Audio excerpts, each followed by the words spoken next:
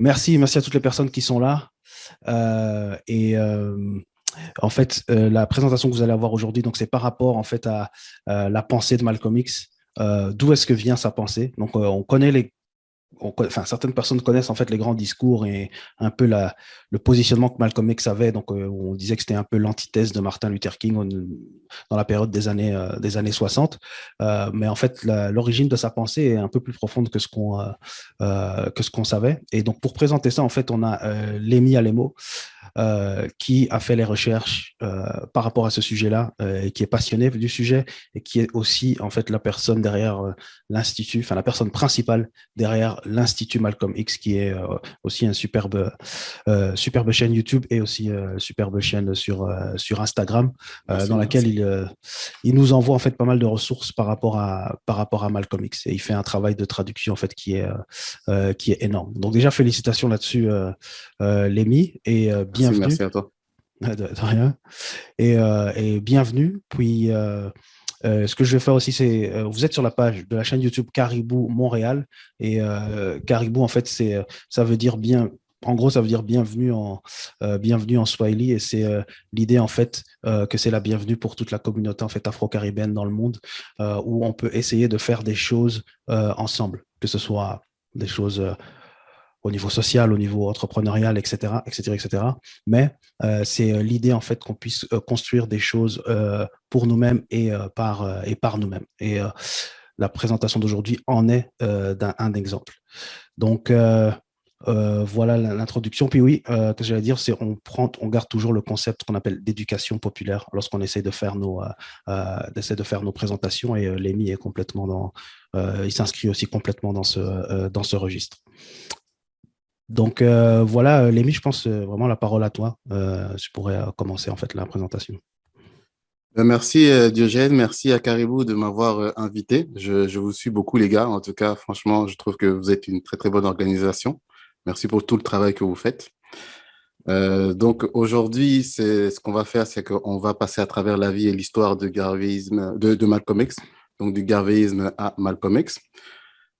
Donc, je dis déjà bonjour aux gens qui suivent la page Institut Malcolm X. Merci pour le soutien, merci pour les likes. Vraiment, j'apprécie beaucoup. Je fais vraiment ça avec passion. Comme dit Diogène, je ne suis pas un expert ou un historien ou quoi que ce soit. C'est juste un passionné qui fait des recherches et j'aimerais qu'on puisse interpréter l'histoire ensemble avec notre propre interprétation de l'intérieur.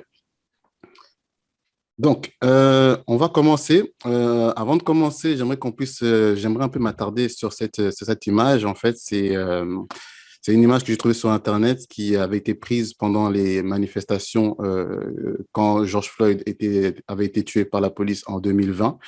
Et c'est une phrase, en fait, qui est une phrase qui a été virale sur Internet qui disait, donc, nous ne sommes pas nos ancêtres, nous allons vous F you up, donc nous allons vous niquer, en fait, en termes vulgaires. Et quand je vois ça, tu vois, ça me fait mal. Ça me fait assez mal parce que je me dis, malheureusement, quand on ne connaît pas son histoire, on dit malheureusement, je vais dire le terme, des bêtises comme ça publiquement, en sachant que les ancêtres, ce qu'ils ont fait, ce n'est pas marcher dans la rue en brûlant deux, trois voitures, mais pour qu'on ait notre liberté, ils ont fait une révolte dans laquelle ils se sont battus et ils sont morts, ils se sont sacrifiés pour qu'aujourd'hui, on puisse avoir, en tout cas, le courage de pouvoir marcher et dire Black Lives Matter. Donc, c'est pour ça que ce soir, j'aimerais que, en faisant ce travail-ci, on puisse comprendre qu'il y a une importance à connaître son histoire. On va parler donc de Malcolm, on va passer par son enfance, adolescence, ensuite on va parler brièvement de sa période quand il était dans la Nation of Islam et la fin de sa vie. Pourquoi? Parce que j'aimerais qu'on aille vraiment en profondeur sur l'enfance et l'adolescence de Malcolm X pour qu'on puisse le comprendre. Comme je dis, il n'a pas été créé comme ça. C'est vraiment, ça vient vraiment de quelque part. Et le fait qu'on aille en profondeur sur des informations qu'on n'a pas souvent, on a souvent juste lu le livre ou bien vu le film, mais vraiment, c'est en regardant son enfance et d'où il vient, ses origines, qu'on puisse vraiment comprendre pourquoi est-ce que je dis du garvéisme à Malcolm X. Exact. Vas-y, Ouais. tu avais terminé? Oui, j'ai terminé. J'ai terminé, Ok, mais parfait. je veux continuer. Ok, vas-y. Donc, c'est ça. Donc, je vais continuer parce que on va déjà rentrer dans ses origines. Malcolm, en fait, pour pouvoir le comprendre, comme je dis, et ça, c'est aussi un conseil que je donne à tout le monde, c'est que pour se comprendre, il faut aller au-delà de sa naissance. Il faut vraiment comprendre que nous ne sommes pas une génération spontanée, mais que nous sommes vraiment, on vient d'une lignée ancestrale. Nous sommes la somme d'un héritage culturel et génétique. C'est pour ça qu'aujourd'hui, si on parle de Malcolm, on va aller très loin. On va aller au-delà de sa naissance et son histoire commence au Mali. Au Mali, et apparemment, le premier ancêtre qui a été kidnappé du Mali serait un Bambara. Il s'appelait Ajar. J'entends déjà les Bambara crier, je les entends d'ici. Mais donc, il s'appelle Ajar ou Adja. C'est sûr que sur le document, ce qu'ils ont trouvé, c'est Ajar. Ça a été écrit par un occidental, mais ça pourrait plus ressembler à Adja. Et donc, il a été capturé pour être emmené vers 1815 dans la ville de Charleston, en Caroline du Sud. Donc, lui, ça va être un captif très difficile. Il a un don dans la charpente, mais il est très difficile, très nerveux. On va le qualifier en fait de rebelle africain. Il va pas se laisser faire. En tout cas, il dira même être le Negre de personne. Euh, donc, c'est un peu ce qu'il a qualifié. Il va, donc, comme je disais, il va arriver en Caroline du Sud, donc sur un marché. C'était un marché dans lequel il y avait des esclaves qui étaient à côté de moutons, de vaches, de poules, dans lequel il pouvait y avoir des pancartes au-dessus où il était marqué esclave Congo de bonne qualité, esclave Gambie ou esclave mandingue de premier choix. Il y avait même des annonces dans le journal. Et donc, lui, il va être vendu à une famille pour être un esclave. Et comme je dis, encore une fois, il n'était pas facile.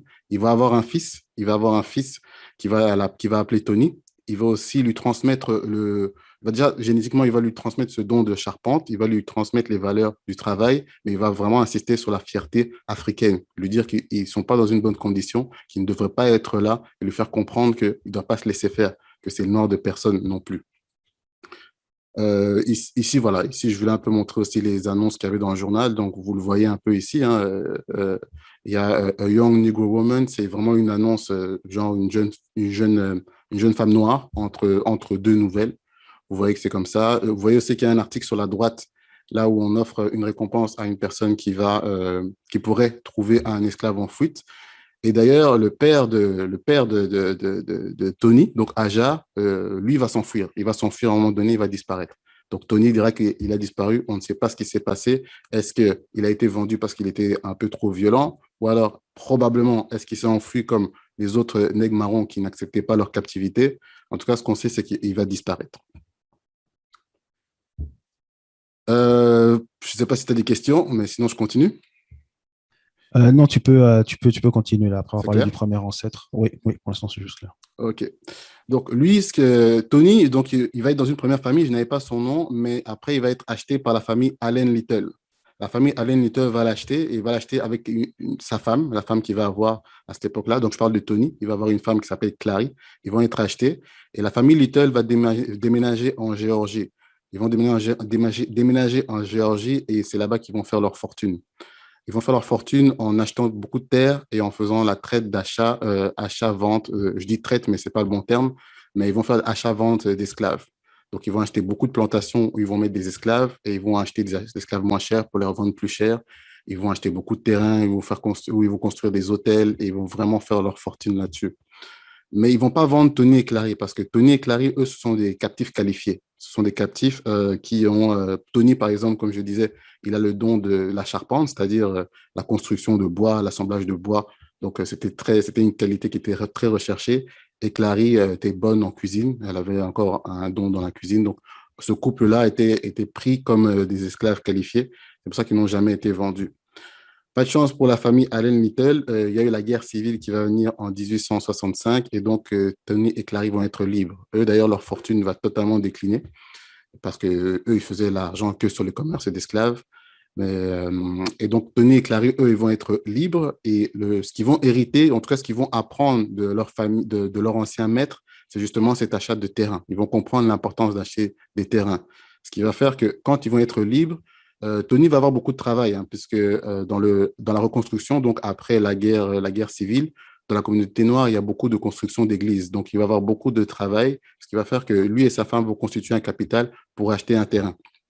La petite anecdote, c'est que quand tu vas acheter un terrain, en fait, au moment de signer l'acte de copropriété, on leur demande leur nom, ils disent Tony et Clary. On leur demande d'où vous venez. C'est là qu'ils doivent dire, oui, nous, on était anciennement dans la plantation du maître Allen Little. Ils disent, OK, ben, vous allez vous appeler Tony et Clary Little. Donc, c'est de là qu'il va commencer à s'appeler site Little. Euh, C'est important. Puis, là, tu parles de la guerre civile entre 1861 et 1865.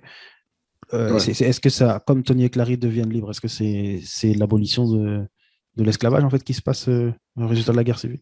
C'est ça, Ok, ok. c'est l'abolition de l'esclavage, c'est-à-dire que tous les esclaves, ben, c'est entre guillemets, hein, j'aime pas dire ça parce que l'esclavage a continué en fait, mais surtout dans le sud, mais on va dire qu'officiellement, il n'y a plus Officiellement. d'esclaves.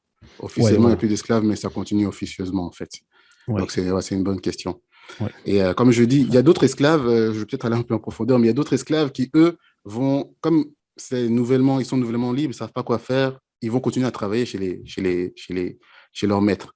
Donc, comme je dis, ça va continuer dans un sens. Tandis que Tony et Clary, eux, ont déjà, du fait qu'ils ont été éduqués dans le fait qu'ils doivent être fiers et qu'ils ne sont pas dans une bonne condition, ils comprennent directement qu'ils doivent s'émanciper et ils achètent un terrain sur lequel ils vont commencer à construire, ils vont avoir leurs enfants, ils vont avoir apparemment une vingtaine d'enfants dont un enfant qui s'appelle John.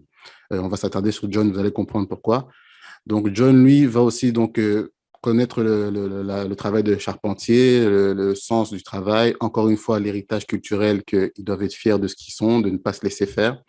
Donc, il va grandir comme ça. Il va épouser Ella. Il va épouser Ella et ils vont avoir 6 enfants. 6 enfants, dont un enfant sur lequel on va aussi s'attarder, qui s'appelle Earl. Excellent. Et qui donc est ce Earl? Qui est donc Earl Little? Earl Little, lui, il va naître en 1890 à Butler, en Géorgie. Donc, il faut savoir que vraiment, la famille Little va rester pendant 150 ans en Géorgie, hein. Donc, lui, c'est un jeune enfant qui va très tôt quitter l'école pour faire le travail de charpentier. Encore une fois, le don de charpentier reste dans le sang. Et encore une fois aussi, on lui apprend sa fierté d'être noir. Donc, dans les Little, on les connaît pour être des gens fiers, mais Earl, lui, il est très nerveux.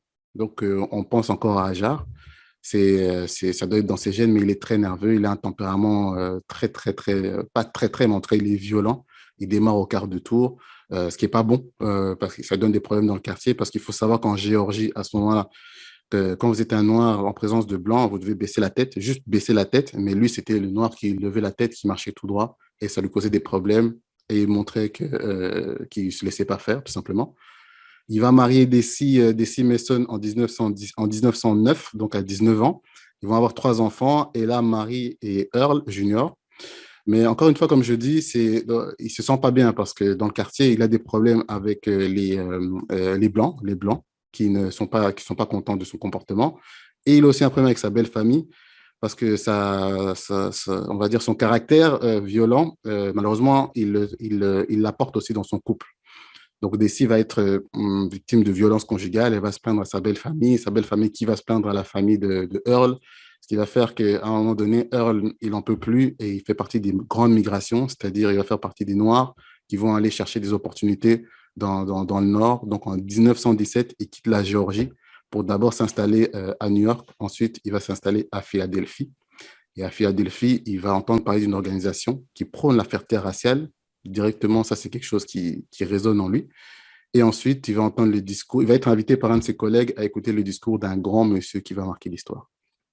Ah, super. Puis peut-être dans le contexte Géorgie, peut-être pour ceux qui ne sont pas familiers, Géorgie, c'est plus au sud des États-Unis.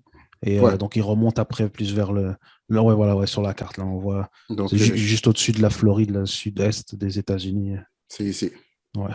Donc, vraiment une bonne concentration de Noirs parce que comme ils arrivent par la mer, généralement, c'était en Caroline du Sud et en Caroline et en Géorgie.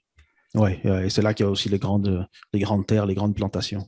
Exactement. Et Ouais. comme il fait chaud et que nous, on est encore aussi peut-être une petite information, c'est que souvent aussi, les captifs avaient des prix qui variaient. Quand tu venais de Gambie, par exemple, on savait qu'ils avaient une force en tout cas, ils avaient une bonne compétence dans la culture du riz, donc ils coûtaient un peu plus cher parfois. Donc, selon la Mhm. provenance, c'est très triste de dire ça, hein, mais bon, c'est l'histoire. Mhm. OK. Ok, merci. Puis Lémi, donc qui est ce monsieur qui dit qu'il va marquer, qui va marquer l'histoire? Donc Earl a assisté au discours de quelqu'un d'important dans l'histoire. Très, très, très, très, très important. En fait, même, je dirais que dans la sphère des panafricains, c'est comme un prophète. Bon, en tout cas, pour la plupart des panafricains, c'est un prophète. Il s'appelle Marcus Garvey. Donc, Marcus Garvey, lui, c'est un Jamaïcain qui est né en Jamaïque, qui va y grandir. Il va faire un stage à Londres et il va débarquer le 24 mars en 1916. Il va fonder le plus grand mouvement, en tout cas dans l'histoire de la diaspora aux États-Unis et dans le monde entier, qui va s'appeler l'UNIA, donc l'Universal Negro Improvement Association and African Community League. C'est un mouvement qui est très important dans l'histoire, en tout cas, d'émancipation, puisque, en tout cas, je vais parler des axes principaux. Eux, ils prônent la fierté raciale. Ils changent totalement la mentalité de tous les Noirs. Donc, les principaux axes sur lesquels ils vont se focaliser, je vais prendre ces axes-là. Il y en a plus, hein. Pour ceux qui connaissent bien Garvey, ils vont me dire, mais il n'y a pas que ça, mais il y a plus. Mais moi, je prends ceux-là, vous allez comprendre pourquoi. Donc, premièrement, c'est le Back to Africa. Donc, on retourne en Afrique. On n'a rien à faire aux États-Unis puisqu'on a été emmené en étant enchaînés. On a été emmenés pour travailler comme des esclaves. Donc, on n'a rien à faire ici. On doit retourner sur nos terres. On n'a pas à se mélanger à ces gens-là qui ne veulent pas de nous. Donc, pour lui, la première chose, c'est le Back to Africa. Deuxième chose, c'est connaissance de son histoire. Encore une fois, connaissance de son histoire. On se rappelle la jeune qui marchait avec la pancarte qui ne sont pas ses ancêtres. Elle, la connaissance de son histoire, il mettait un point d'honneur dessus parce que c'est en connaissant l'histoire des accomplissements des ancêtres, c'est-à-dire de la royauté africaine, les dynasties, les empires qui ont existé, en connaissant cette histoire-là, on peut mieux combattre et comprendre qu'en fait, nous sommes des gens indépendants depuis le début. Nous sommes même à la base de l'humanité. Donc, très important de connaître son histoire pour éviter de marcher dans la rue en criant Black Lives Matter. Troisièmement, il y a aussi l'autonomie économique et politique, c'est-à-dire qu'on doit être indépendant financièrement. On ne peut pas dépendre du bon vouloir d'un employeur blanc ou alors de l'aide de l'État. Il faut absolument qu'on puisse avoir nos propres business, qu'on puisse maîtriser en tout cas ses compétences financières de manière à pouvoir être libre. Politiquement aussi, on ne peut pas se faire gouverner par un État qui a créé des lois qui sont pour lui et contre nous. Quand ils ont fait les lois, on n'était pas pris dedans. Je parle des Noirs, hein. Donc, politiquement, on doit aussi s'émanciper, on doit s'auto-gouverner. Toutes les communautés dans les diasporas doivent s'auto-gouverner. On doit avoir notre propre gouvernement. Et quatrièmement, ça c'est religieux. Ils croyaient au christianisme, mais un christianisme noir. Ils disaient que toutes les patries regardent Dieu avec leurs lunettes et chaque noir doit regarder Dieu avec les lunettes de l'Éthiopie, donc de l'Afrique. Donc ça, ce sont un peu les quatre axes principaux sur lesquels qui vont défendre. Comme j'ai dit, il y en a plus, mais ce sont ceux qui ressembleront beaucoup à ceux qui vont être pris par la suite. Oui, oui, et peut-être important ce que tu dis, et pour donner du contexte avec ces axes principaux, Marcus Garvey, c'est aussi une période où on appelle la période Jim Crow, une période après, après l'esclavage et après en fait la décennie des années 60 où il y a une séparation complète en fait des gens par couleur de peau aux États-Unis. Donc il y a une ségrégation qui est en cours en ce moment. Donc c'est aussi dans ce contexte-là que Garvey étale sa pensée. Exactement, et c'est d'ailleurs ça qui résonne aussi à beaucoup en Earl, parce que lui, il vient du Sud. Il vient du Sud dans lequel, où, parfois, il est un peu incompris parce que c'est un Noir qui ne se laisse pas faire. Et là, il arrive dans une ville dans laquelle on parle de fierté raciale, de séparation. Donc, tout ce que lui ressentait déjà en lui, il le voit et directement, il est amoureux, en fait, de cette organisation. Je voulais aussi parler de quelques accomplissements qu'ils ont faits. Donc, ils avaient des business un peu partout aux États-Unis. Ils avaient des buildings, ils avaient des restaurants, ils avaient des laveries, des blanchisseries. Ils avaient des imprimeries, dont la plus grande qui imprimait le journal Negro World.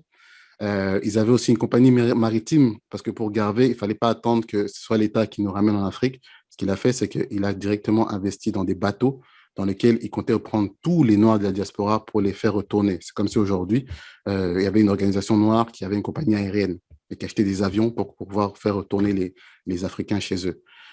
Donc, j'ai mis aussi ses femmes. Sa première femme, c'était Amy Ashwood. Sa deuxième, Amy Jacques. Sans elle, Garvey n'aurait pas fait le travail qu'il a fait. Donc, ils étaient à peu près, dans son pic, ils étaient 6 millions d'adhérents dans le monde, 6 millions. Il y avait 700 branches aux États-Unis, à peu près 900 en Afrique. Enfin, en tout, il y avait aussi en Afrique, il y avait aussi en Europe, en Amérique du Sud. Ils étaient vraiment partout. Donc, c'est vraiment, si vous voulez retenir quelque chose ce soir, c'est Marcus Garvey et l'UNAE. C'est vraiment une organisation qui, justement, aura un impact sur la présentation d'aujourd'hui.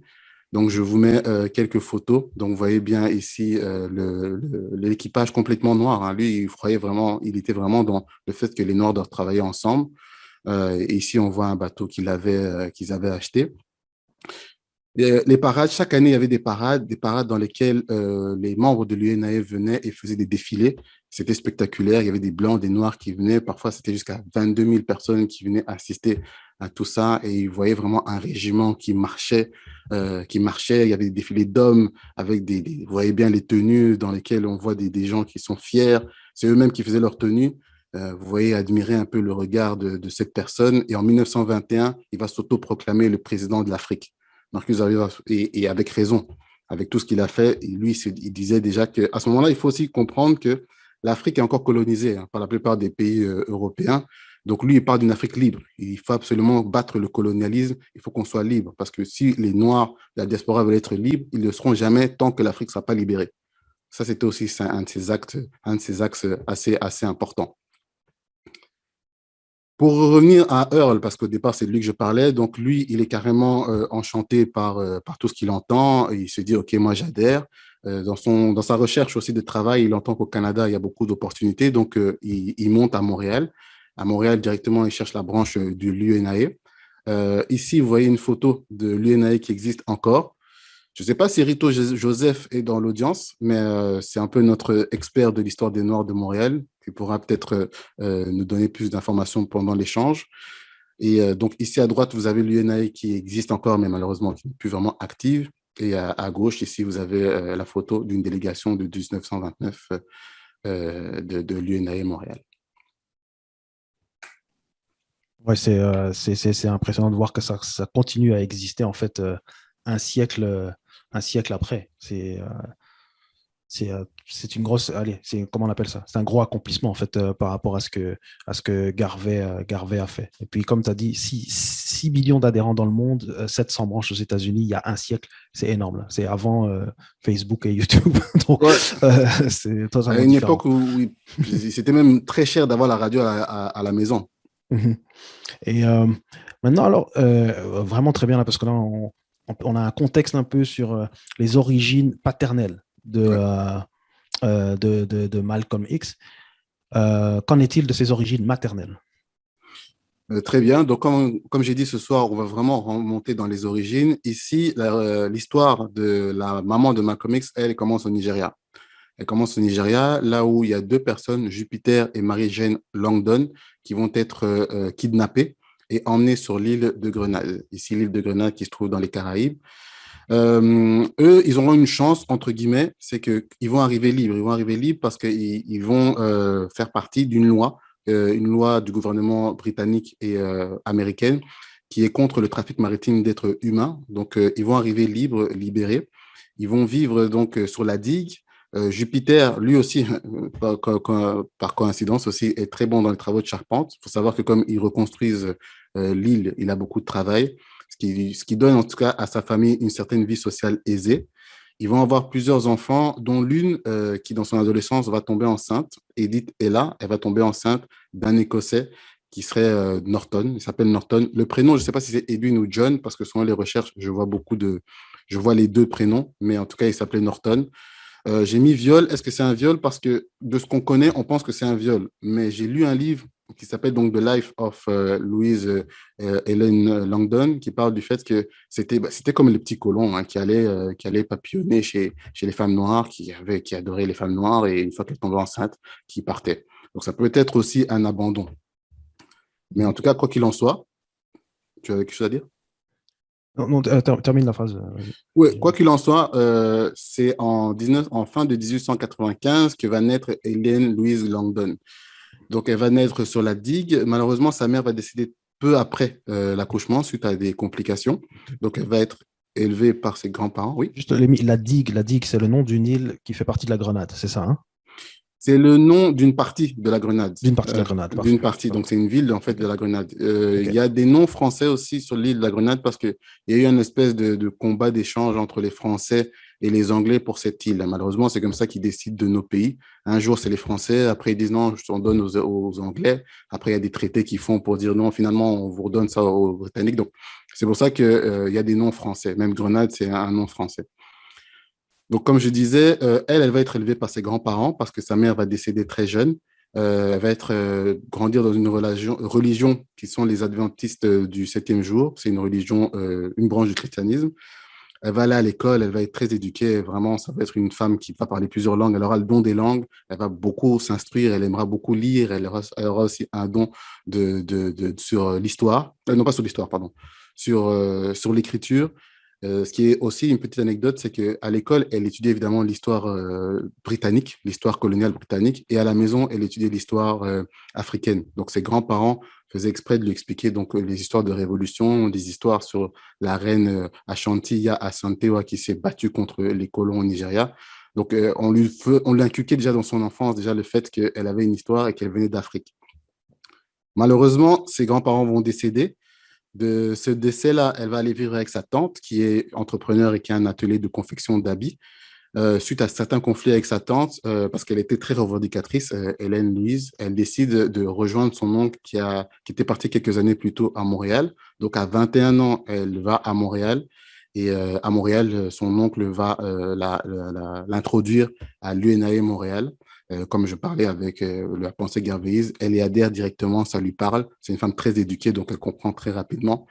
Et c'est là qu'elle va faire la rencontre d'un homme grand, beau, fort, qui va commencer à la fréquenter et il va pas arrêter de lui faire des clins d'œil pendant les sermons et elle va tomber sur le charme. C'est pour ça qu'il va la marier le 10 mai 1919. Donc, Ouais, Oui, donc là, elle a aux environs de 24 ans à ce moment-là. ouais, c'est quand elle se Ouais. marie. Donc, elle se marie, mais vous allez sûrement me poser la question, pourquoi est-ce qu'elle se marie? Est-ce que Earl n'était pas déjà marié? Je vais vous dire oui, effectivement, il était déjà marié. Earl, c'est quelqu'un qui en a rien à cirer. Moi, d'après les recherches que je vois, j'ai l'impression que c'est quelqu'un qui en a rien à cirer parce que quand il va marier donc la jeune Louise, il va aller dans sa famille pour la présenter à sa famille. Mais n'oubliez pas que lui, quand il a quitté le Sud, il était encore marié avec ses enfants. Donc, sa femme l'attendait. Elle le voit venir avec une autre femme, mariée, même enceinte. Donc, ça prend encore des autres problèmes. Lui, il vient présenter à sa famille, il remonte dans le Nord. Donc, voilà. C'était juste pour dire que, en fait, jusqu'à aujourd'hui, enfin, jusqu'à son décès, Earl n'a jamais divorcé de sa première femme. Donc, rapidement, je vais un peu expliquer la famille Little. Donc, Louise, elle va devenir secrétaire nationale du journal Le Negro World. Le Lui, journal de Marcus Garvey, le fondé par journal de Marcus Garvey. Marcus, c'est ça, elle aura une place très importante parce qu'elle a, comme je dis, un talent de rédactrice. Lui aussi, il aura un talent d'organisateur. Donc, lui, son travail, ce sera d'organiser les antennes de l'UNAE un peu partout dans les États-Unis. Ils vont donc pas remonter à Montréal, ils vont cette fois-ci s'installer à Philadelphie, où il y aura la naissance de l'aîné Wilfrid, donc l'aîné de ce couple. Ensuite, ils vont être envoyés par l'UNA à Omaha, dans le Nebraska, pour organiser les Noirs là-bas, donc pour mettre une branche. C'est de là que va naître leurs prochains enfants, Hilda et Philbert. Euh, il va y avoir quand même certains problèmes quand ils vont aller là-bas, parce qu'il faut savoir que le Ku Klux Klan est présent. Même si on pense toujours que c'était rude au sud des États-Unis et que dans le nord tout allait bien, non. Omaha, par exemple, était vraiment une ville avec une base vraiment importante du Ku Klux Klan. C'est-à-dire que, ouais, Le Nebraska est plus au nord. Hein. ouais, c'est plus au nord. Ouais. C'est toujours plus au nord. J'ai pas, on pourrait peut-être revenir sur la première slide, mais c'est vrai que c'est une bonne question. C'est toujours dans le nord. Ils vont toujours rester dans le nord-est des États-Unis. Mhm. Donc, le Ku Klux Klan, il n'aime pas ce genre de noirs. Il les appelle les N trois petits points arrogants. Donc, en anglais, les uppity N trois petits points. Donc, les noirs insolents, si vous voulez. Et ils n'aiment pas parce qu'ils ont une mauvaise influence sur les bons noirs. Vous comprenez ce que veut dire les bons noirs? Quand un suprémaciste dit le bon noir, c'est celui qui écoute au doigt et à l'œil sur ce qu'on lui dit. Donc, ils n'aiment pas ça. C'est pour ça qu'ils commencent à harceler beaucoup les Little, en demandant de laisser tranquilles les autres Noirs. Et il va se passer quelque chose d'important en hiver 1925, c'est que en l'absence de Earl qui a été envoyé à Détroit pour organiser un autre chapitre, ils vont descendre à 2 heures du matin à la maison donc des Little et ils vont commencer à faire du bruit en demandant de sortir, dégager, salle noire, salle 1. Et en fait, ce qui va se passer, c'est que Louise va sortir. Ça, c'est Wilfrid qui raconte. Wilfrid, donc le premier enfant, qui n'a que 5 6 ans, mais il se rappelle encore clairement. C'est qu'il va sortir et elle va sortir et elle va dire non, mon mari n'est pas là, vous voulez veuillez dégager et tout. Et fait, ah, tu diras à ton mari qu'il faut partir d'ici, on n'aime pas les Noirs qui essayent d'influencer nos Noirs d'ici. Et elle n'a pas peur. Elle répond, comme je dis, pas une effrontée, mais je veux dire, comme elle est éduquée, elle lui répond. Et même le gars du Ku Klux Klan, comme il est à court d'arguments face à une personne éduquée comme ça, il s'énerve, il va descendre et avec la crosse de son fusil, il va commencer à casser toutes les fenêtres. Et encore une fois, Wilfried dit que ça n'intimide pas du tout sa mère qui rentre et qui touche son ventre. Elle va commencer à toucher son ventre. Et je vous laisse deviner qui est dans ce ventre-là. Encore une fois, l'importance de l'héritage génétique. Euh, et donc, Oui. oui. On se demande tous. On se demande tous qui était ce jeune enfant qui va être dans ce ventre-là. Et donc, ce qui va se passer, c'est que Earl va être averti par l'UNAE, la branche UNAE du Nebraska, comme quoi sa famille est en danger. Il revient totalement furieux, mais il ne sait pas quoi faire. Parce qu'il se dit, je vais aller où? Sachant que si je vais à la police, c'est probable qu'eux-mêmes étaient sur place. On ne sait pas qui font partie du Ku Klux Klan. Donc, ce qu'il dit, c'est qu'à la naissance de son prochain fils, il décide de déménager. Ok, et donc qui est ce prochain fils? Le prochain fils est une personne qui va changer ma vie, qui va changer la vie de plusieurs personnes aussi.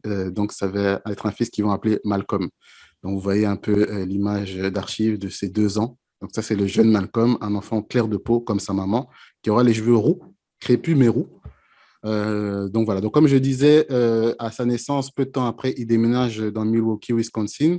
Important parce que Earl va vraiment tellement bien organiser la branche là-bas, qui va être le président de l'unité économique de l'UNAE Milwaukee. J'ai vu quelque part aussi qu'ils sont passés de 100 personnes à 400, rien que par l'organisation. C'est encore important de noter ça parce que vous allez voir que dans le futur, ça reste encore dans les gènes. Donc là va naître le petit frère de Malcolm, Reginald, à Milwaukee. L'UNAE va les envoyer à la destination finale qui va être Lansing, Michigan, où ils auront leur dernier enfant de ce couple, Wesley et Yvonne. Jusqu'ici, tout va bien. J'espère que ça va. Oui, on reconnaît donc, on reconnaît un petit peu Malcolm X là quand il est bébé, mais ce qui revient souvent justement jusque-là, c'est le côté déterminé, euh, presque têtu et capable de prendre des risques des deux parents de Malcolm X. Donc, tu as Louise enceinte de lui, menacée par des personnes du Ku Klux Klan devant sa maison. On est comme tu as dit, là, l'hiver entre 1924 et 1925, c'est pas les mêmes. Il n'y a pas la police qui va arriver directement pour la protéger, quoi.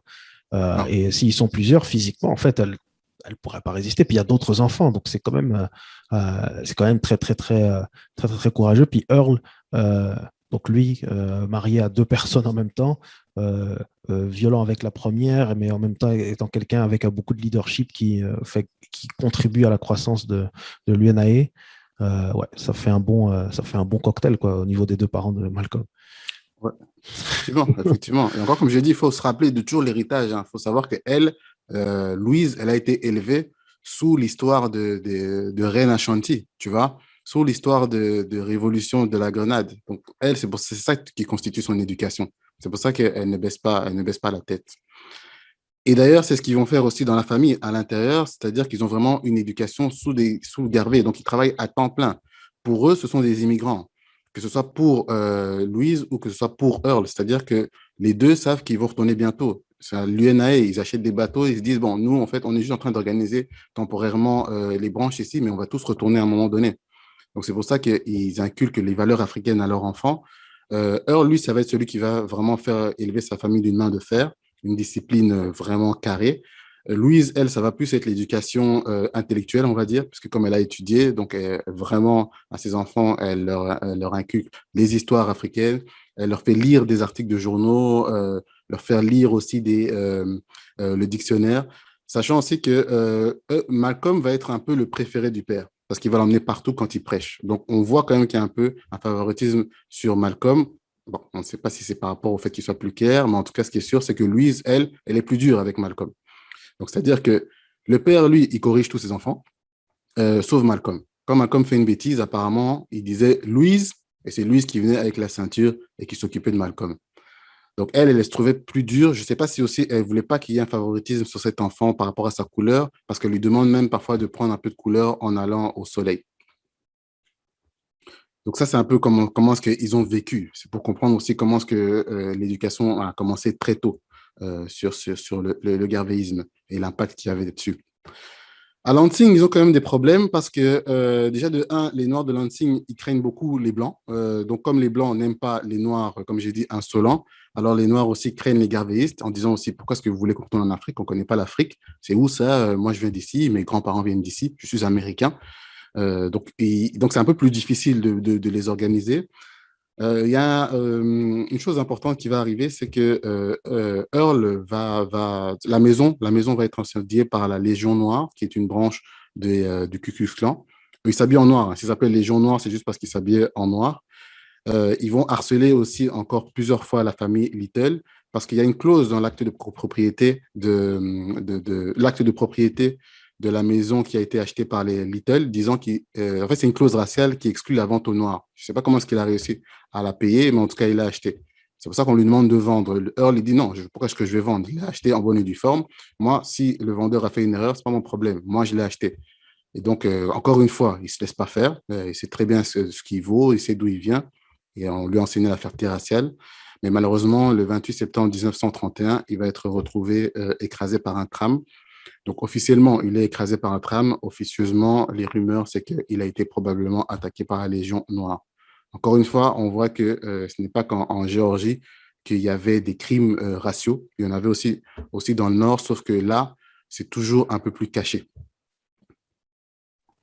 Ouais, effectivement, comme Lansing est dans le Michigan, là, qui touche le Canada, en fait, au bout, hein, et tout près de Toronto.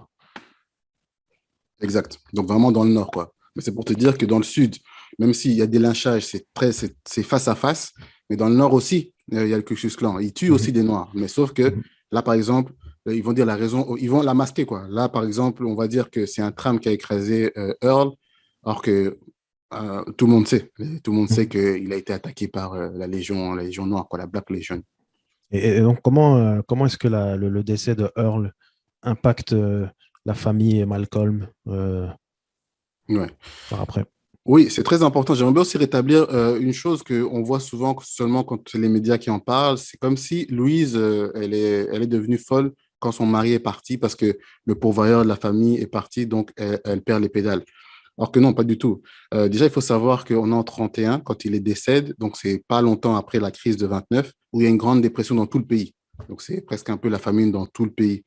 Mais malgré ça, Louise va continuer à travailler. Elle a quand même ça, elle a été à Montréal, elle a travaillé, elle travaille dans l'atelier de sa sœur, donc elle sait ce que c'est. Elle va travailler comme domestique dans quelques maisons, elle va faire louer une partie de son jardin. Wilfried, lui, va prendre le fusil de son père et va commencer à chasser pour la nourriture du soir. Elle va continuer l'éducation, comme j'avais dit, réciter l'alphabet, elle va apprendre le français au Malcolm, elle va apprendre le patois, elle va apprendre le patois, donc la langue locale de Grenade, elle va apprendre les langues donc, elle va vraiment s'impliquer, elle va faire en sorte que vraiment la famille puisse vivre.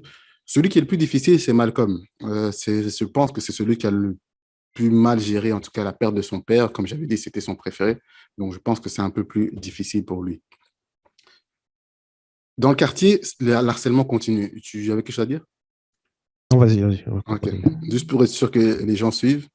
Donc, dans le quartier, donc voilà, Earl est décédé, Louise reprend quand même le flambeau, mais Louise continue quand même à avoir des menaces du quartier parce qu'on veut qu'elle vende. Tu vois, ils ont toujours le terrain que les Blancs n'acceptent pas, ils ne veulent pas qu'il y ait des Noirs dans leur quartier. Mais elle résiste. En même temps, à un moment donné, ça devient un peu difficile. Donc, elle va quand même accepter les aides sociales, ce qui est un contre-principe des Garvey. Mais avec 7 enfants, quand il y a une grande dépression, à un moment donné, il faut vivre. Donc, elle va accepter ces aides sociales. Elle va avoir du mal parce que quand vous acceptez les aides sociales, c'est qu'en fait, vous ouvrez la porte à l'État. Donc, ils rentrent dans votre vie, ils vous posent des questions intimes. Elle, c'est une femme fière aussi. Elle a vécu dans une famille quand même aisée. Donc, elle n'accepte pas. Parfois, elle les chasse. Donc, c'est assez difficile. Elle gère mal ça, mais elle continue à se battre malgré les harcèlements des gens du quartier, malgré les harcèlements des services sociaux qui, selon moi, font aussi partie des gens du quartier. Elle continue, elle résiste. Donc, voilà. Euh, mhm. Oui, qu'en est-il après par rapport à pour, pour elle et puis par rapport à Malcolm? Oui. Par rapport à Malcolm, moi, en tout cas, c'est mon interprétation. On pourra en parler peut-être pendant l'échange, mais pour moi, vraiment, le breakdown, comme on dit en anglais, pour moi, c'est la rencontre avec un homme. Évidemment, j'ai mis une photo, c'est juste pour que vous ayez un visuel, mais c'est pas lui. Euh, En 1936, elle va rencontrer un entrepreneur de Lansing, un grand noir qui ressemble beaucoup à Earl, donc l'homme qu'elle avait épousé. Et donc, ils vont se fréquenter pendant une année. Malcolm dira même qu'il revoit sa maman chanter, réavoir encore cette joie de vivre. Et fin des années 37, elle va tomber enceinte. Et malheureusement, là, l'homme va graduellement arrêter de venir jusqu'à ce qu'il ne vienne plus du tout. Ce qui fait qu'en 38, le 31 août 1938, il y aura la naissance du dernier petit frère de Malcolm, Robert Langdon Little. Donc, il va avoir quand même le nom de Little. Et donc, à ce moment-là, c'est là que Louise va vraiment être impactée. Pour moi, c'est une peine de cœur. En même temps, tu as une peine de cœur, tu as aussi le fait que tu viens d'accoucher et les services sociaux ne vont plus lui donner d'allocation. Elle va perdre la pension de son mari parce que si elle a un enfant, ça veut dire qu'elle a quelqu'un. Malheureusement, même si le mari est parti, mais pour eux, c'est une aubaine, hein. Donc, ils arrêtent, ils coupent les allocations et ça va entraîner le fait qu'elle tombe dans une dépression sévère. Et le 9 janvier 1939, elle va être emmenée à l'hôpital Kamalazoo. Donc, elle va être diagnostiquée, soi-disant, mentalement instable, ce qui va faire qu'elle va rentrer donc, dans cette maison psychiatrique. Donc, pour moi, c'est un emprisonnement. C'est comme aller en prison. Donc, c'est ça. Donc avec tout ça, c'est ça, ça fait un père. Donc on est en 1939. Malcolm, à ce moment-là, né en 25, donc il a 14 ans. Mhm. Donc il a 13 ans. perdu. Ouais, en fait, 13 ans, parce que c'est mai, oui. En mai de 39, il aura eu 14. Donc il a 13 ans et il a perdu son père très jeune et maintenant sa mère est internée. Ouais. Donc est-ce qu'on peut parler peut-être de cette période de la vie la période de la vie de Malcolm, en fait?